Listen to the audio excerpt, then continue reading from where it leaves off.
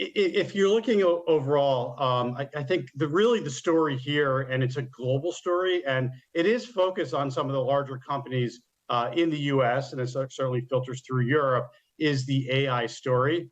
You did mention it a little bit earlier. AI is a story that I think is real, and it's unstoppable from my perspective, and it's happened so fast. You're certainly seeing the start in some of the leaders like Microsoft, and even today, Microsoft announced that they're making further investments into Builder AI, which is a London-based startup that's helps companies make applications without coding experience. So even people with lower experience can enter into the AI space. Now, the AI space is really dependent on large data, and that's why you're seeing Microsoft, you're seeing Google and Apple and Amazon and IBM enter into this space, but there's going to be trickle-down implications both in the US as well as in Europe and emerging markets in the AI space. I think it's an area that many investors should and will continue to focus on. Yeah, but make it smarter for us, because we all, I think, understand that you can go pure play, but pure play is now expensive. Or you can look for companies where there will be accretive benefits to their existing business models, but then your exposure is diluted. How do you get clever with how you chase AI?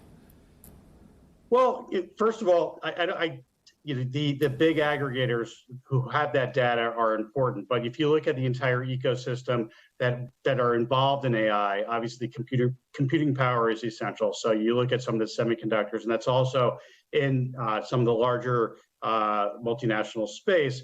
But there are downstream implications in terms of cloud computing, cybersecurity. You're putting all that data into the cloud. You have to protect it. So cybersecurity companies are going to be in greater focus. We saw Zscaler this week reported better than expected earnings, and their stock price increased. And now companies have to get smarter in terms of how they are putting a moat around this data. So it's going to just breed further innovation, which is really important. It's actually what my company focuses on, both cloud computing, AI, cybersecurity, and they all kind of wrapped around together.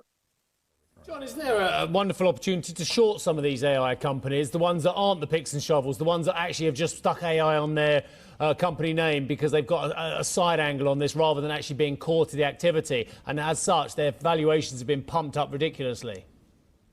Well, the companies that we are focusing on and we think that are the leaders in AI are actually what are leading the markets higher, particularly in the US. If you look at the NASDAQ, it's really been driven by several names.